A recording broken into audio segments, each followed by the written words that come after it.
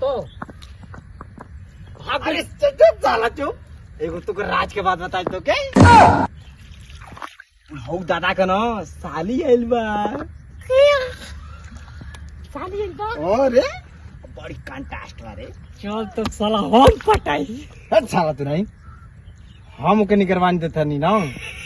निगरानी अरे करिया निगरानी चल हम पटाई।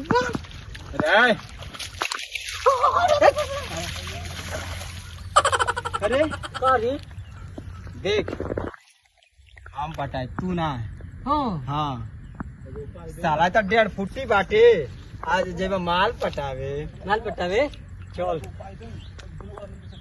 चल एगो बात बताई केकर साली आइल बा भैया के हुनकर दादा के तो चल एगो काम कर जा दादा के सुता दिया जा आई अपने सुत गए जा ऊपर की है तोर उपाय ठीक नहीं के हम तो को उपाय बता तनी।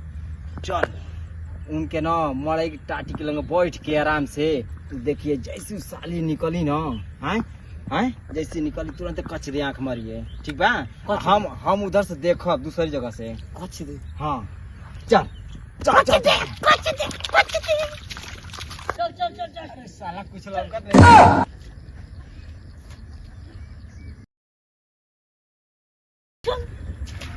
एगो राज के बात बताई हमन का दोनों भाई हैं जा हां तो हमन का पटा लेते हैं जा मिल के। हाँ चल बढ़िया गजब माल पटाएंगे।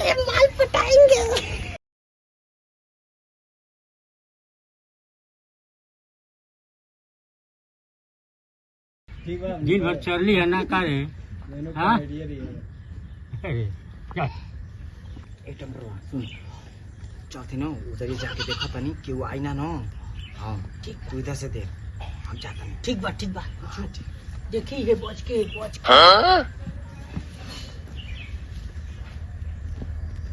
दादा अरे टमाटर आइल बा तोरी फलिया के पटावे खातिर मरिया तो तोरी लुकाइल बा।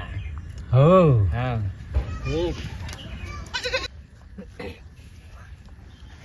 रे सर ऐजा का करते तू। हाँ अरे अरे भैया अरे अरे एक बात बताई।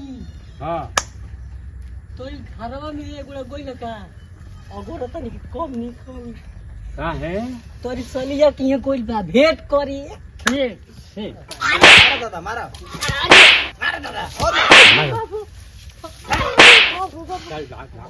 भाग अरे सर्व पिटवा दियो बहुत सारे के देख लेता नहीं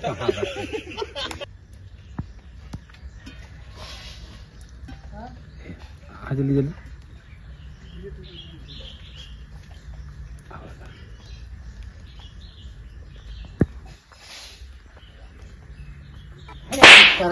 जा का झाका करे रे।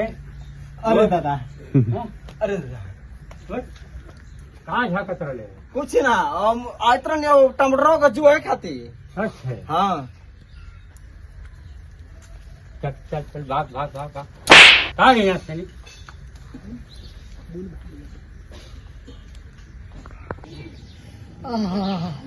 अरे सारा बुढ़ावा बड़ी हरामी बा मार के गाड़ फुला दिया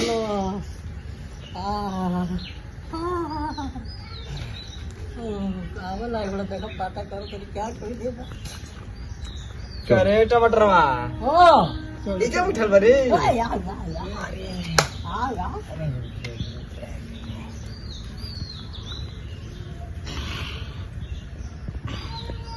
तो मजा आई लो ना जानते मिल के नहीं मिल के सही देख कुछ लागल बा काहे जा ना कुछ नहीं लगा नहीं खेला गो ना हम आऊ ना ले लिया मजा आया कोई लो तू चरण यार तो मुँह ले ले मारा चुम्मा ले जाता हूँ। है हम क्या कुछ कर ले ना ना कुछ ना कनिया। तो चल चलो यार काल मिले के ना हम ना जाइब, हम ना जाइब, तू जो ना पटेगी ना, तू जो हम ना जाइब। अरे साला रे, साला बहुत दो गला बारे।